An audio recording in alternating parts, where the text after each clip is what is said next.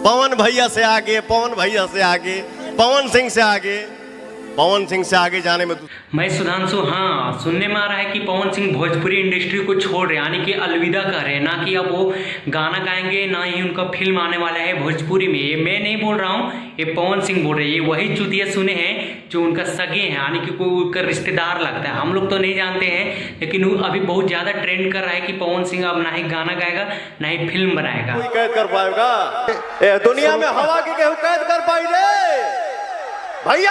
अगर भोजपुरी के कोई पहला ब्रांड है तो वो पवन सिंह ही है। जो पवन सिंह ने कर दिया है उसी पर रेंगोगे, जो पवन सिंह करेगा उसी पर रेंगोगे। ये हम नहीं बोल रहे हैं, ये पवन सिंह बोल रहे हैं। आप खुद ही सुन सकते हैं, देख लीजिए आगे। जो पवन सिंह ने कर दिया है ना, उसी पे रेंगे हो।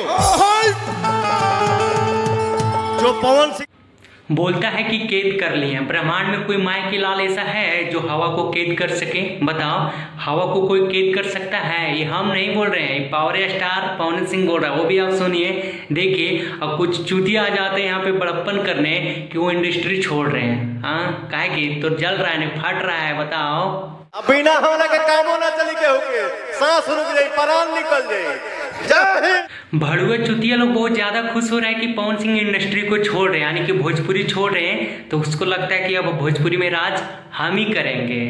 सपना देख रहे हो क्या? सुतल में सपना देख रहे हो तो सपना ही रह जाएगा, काहे कि साकार कभी होगा नहीं।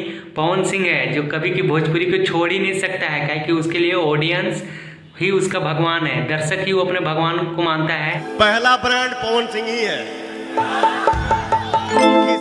कभी कंफ्यूजन में मत रहना बेटा कि पवन सिंह इंडस्ट्री छोड़ रहे हैं उसके बाद राज तोहरे बाप करेगा। ये कभी कंफ्यूजन में मत रहना, ये तो गलतफहमी है। झमकौला से हुई